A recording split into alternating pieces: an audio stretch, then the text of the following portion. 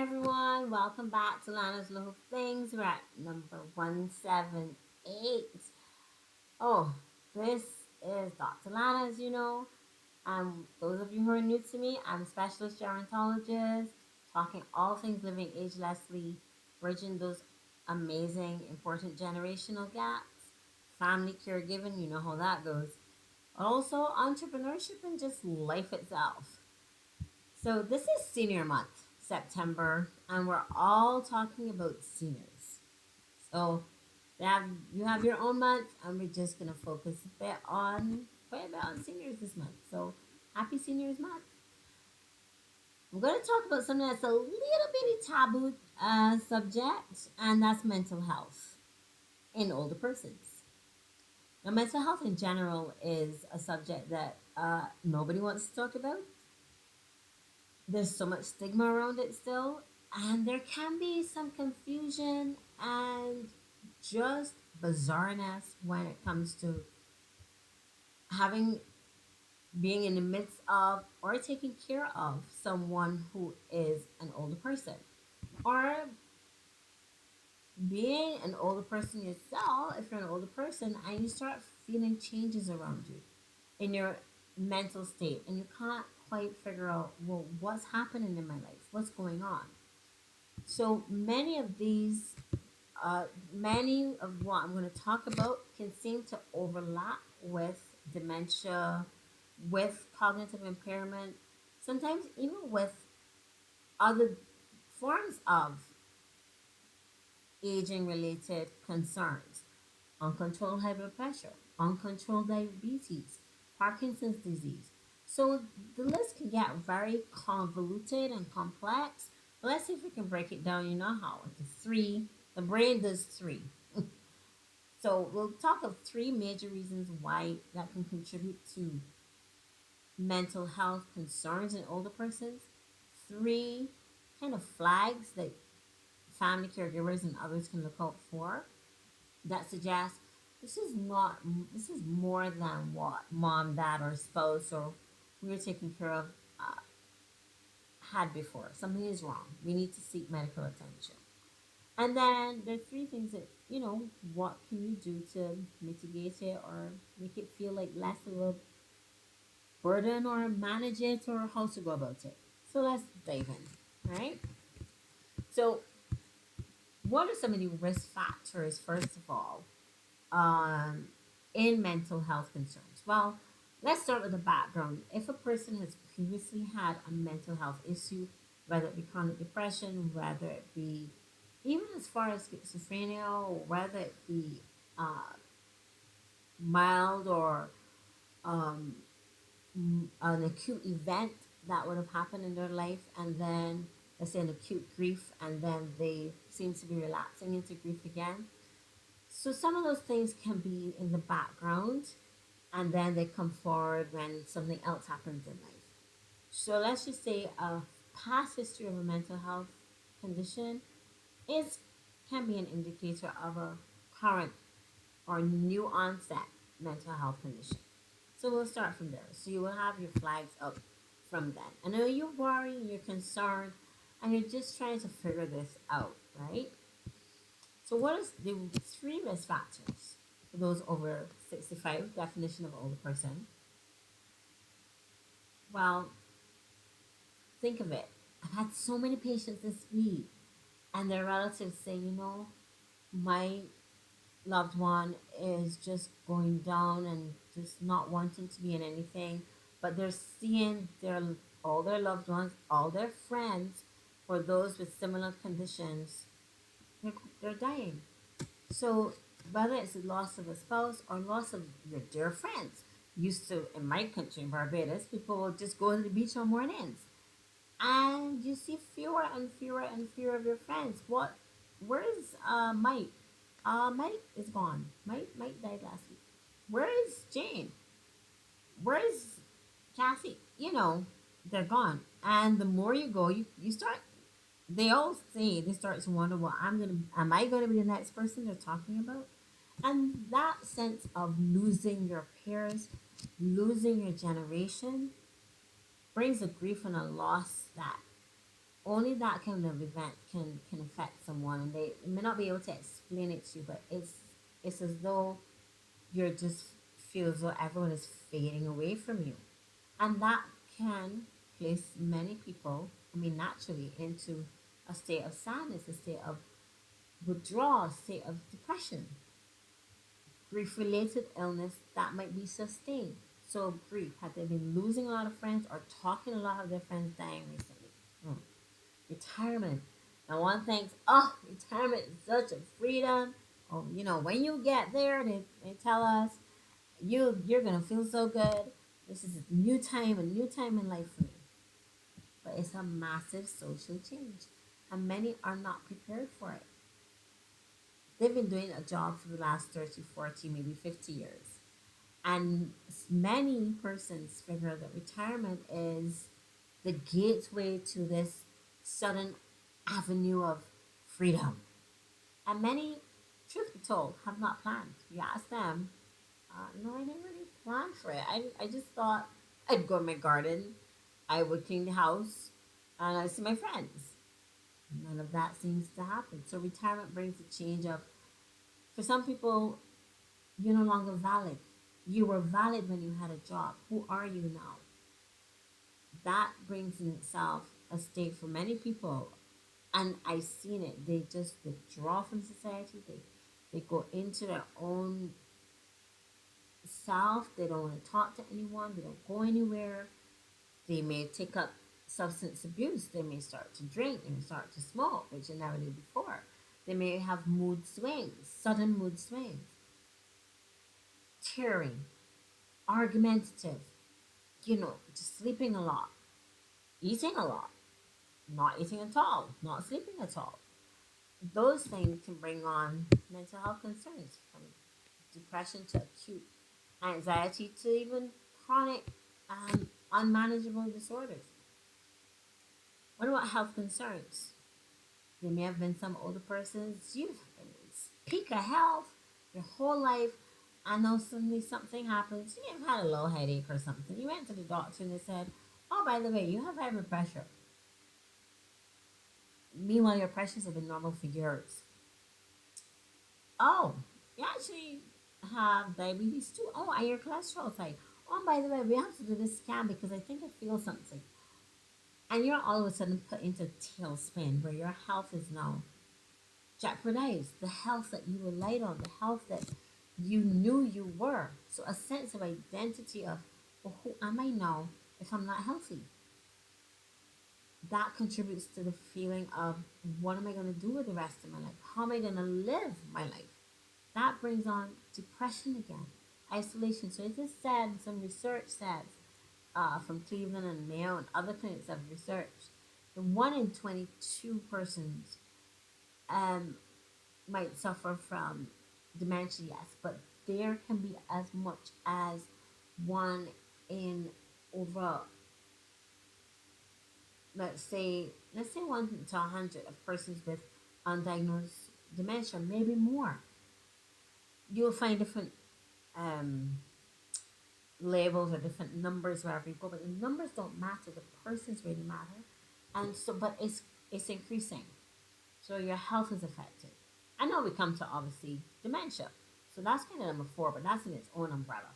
And we've spoken of dementia before, and we will talk some more about it. But that one in 10 Americans 65 years and older has been diagnosed with some form of dementia. And a good percent, over 20%, with some form of brain fog, cognitive impairment, just not going straight.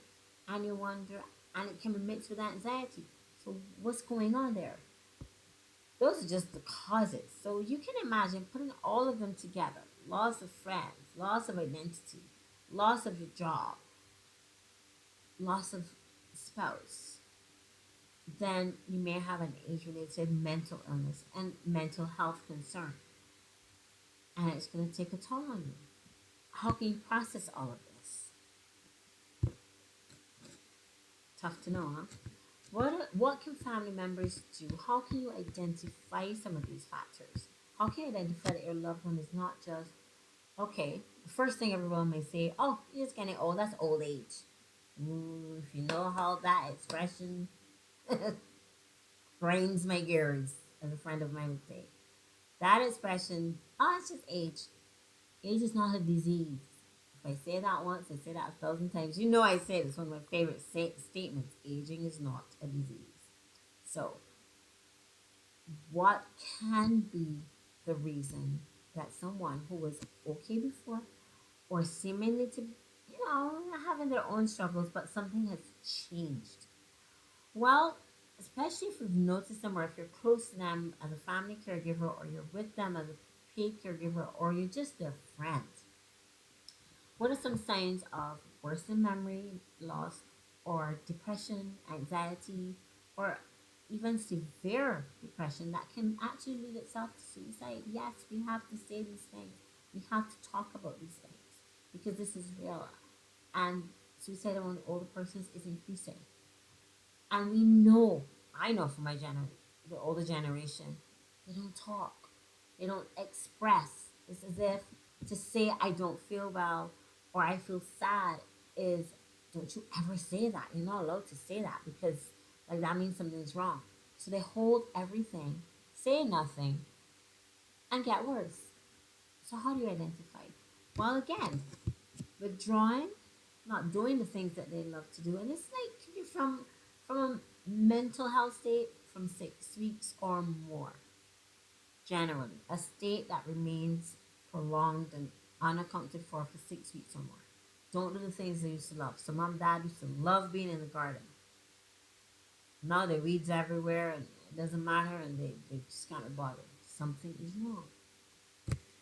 They used to go and meet their friends. We have a social scene called Q in the community where older persons go look for everybody on Thursdays. Really, really good. They're no longer wanting to go. We mentioned the beach charrette before. They don't want to go there. They're feeling weak. They're finding all kinds of reasons. Or they may come up with different reasons why. Oh, they don't feel to eat. They don't want to go outside. They may not want to bathe. Or they may just not want to get out of bed. Or they may wear the same clothes every day. Don't want to take any medication at all. Don't want to even start medication. Forget going to the doctor. Doctor? No, I'm not going to the doctor. Nothing's wrong with me. I don't want to go there anymore. There's nothing a doctor can do for me. I've heard that many, many times. If you're a physician, have you heard that? If you're a family member, is any of this resonating with you? Can you hear them saying this in your mind to you? If so, you can leave it in the comments. Leave your concerns. Share with each other. Let us know. And remember to like and subscribe. Tell a friend about this channel so that we can all engage and continue the conversation. What about day-to-day activities? Do they still make the calls? Are they? We talked about showering and going outside, walking. We talked about wanting to be with friends, wanting to actually care about their parents. None of that. What about bill payments? Are they paying the bills? Are bills coming in overdue that you knew were being paid before? Hmm. Are they showing aggression, which they never had before, or extreme sadness, or just our apathy? Can't be bothered. Don't care. Doesn't matter. Never mind. These things happen. I'm just getting older. As many I've heard many say, "Well, I'm in the departure lounge now," or "I'm in waiting just to go now. There's nothing else for me here. This world belongs to the younger folk. It doesn't belong to us."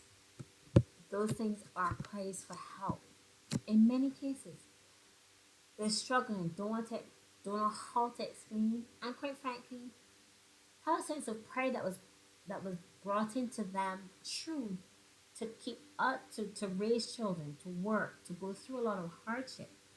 But also it can keep you in a locked spiral where you don't know how to express yourself, how to say things, how to say your feelings.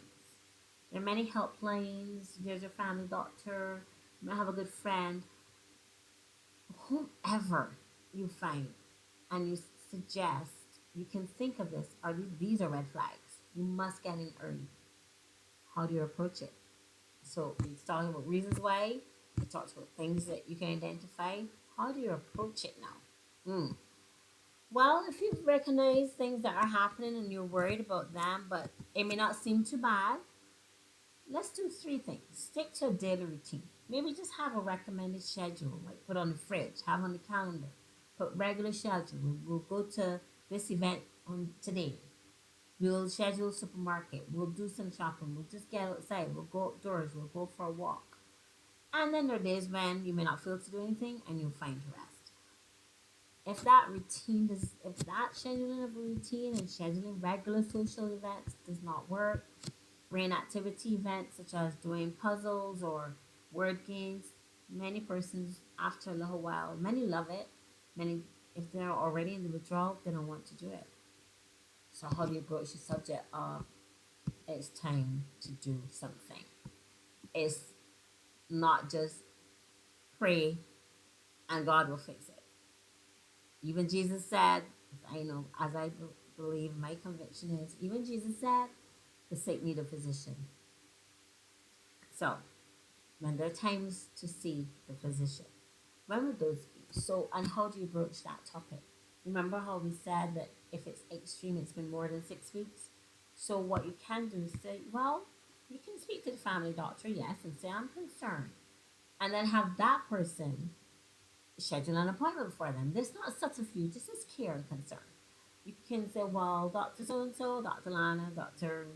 X, can you make a call on mom or dad and just maybe ask them to come in for a visit, or can you make a home visit and let's talk about it? And then that person may be able to, because they know them well, realize, well, okay, this is more than this needs attention. May, they will document it, and then each person, without ganging up on the person, you can then say, well, mom or dad, or my dear, uh, thinking that there may be another specialist you can talk to who can maybe ask you a few more questions that we can't ask you, to see if there's anything that we can do to help your blood pressure, or help with your weight, or help you to feel a little bit better, from feel less tired. Maybe you need a tonic. Maybe you need to do some blood tests and see, because there are some illnesses: thyroid disease, diabetes, uncontrolled high blood pressure, cholesterol that's not well controlled, B12 deficiency. Those main things can happen in older persons. Main vitamin deficiency, vitamin D deficiency if they're not getting out. So a lot of these things can be measured. But if they're normal, then what? Then what? Then we still have to manage what's happening. So first thing to say is is not to say is you need a psychiatrist. Oh, please no, because that's not gonna go nowhere. We just backfire ourselves. So we go about it in a gentle way, in a dignified way, to both dignify them and to enable them to get some treatment. Mental health, like any other illness, deserves the attention and compassion and care that it requires. Having said all that, there are some smaller things that you can do. We've talked about making a schedule. Benefits of exercise cannot be underscored. So again, if a person likes to swim, they like to walk, they like to be indoors, but let's say walk around the table, or do some yoga, cycling. Although, unless you've been cycling before, please don't start if you're older, because older bones and falls don't work. But a stationary bicycle, they can be, if that's your thing, any form of exercise, even if it's just a 5 minute stretch or morning, something will help. So I hope this has been helpful for you to identify, recognize first that mental illness does, yes, it can overlap with other conditions that come with older age, but it's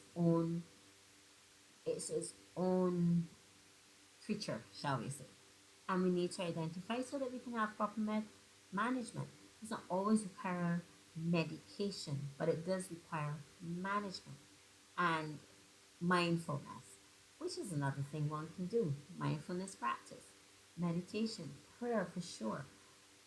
Every day, have a routine, stick to habits. They're key.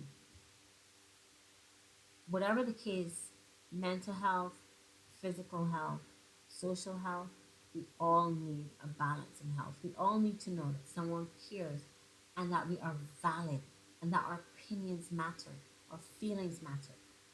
An older person is the same, they're just older.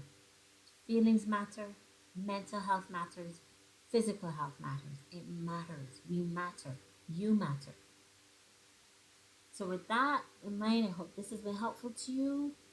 Join me on my website, Lana's Little Things, where you can find more on some coaching programs for family caregivers, for those doctors who may just be overwhelmed, and for any questions that you may have.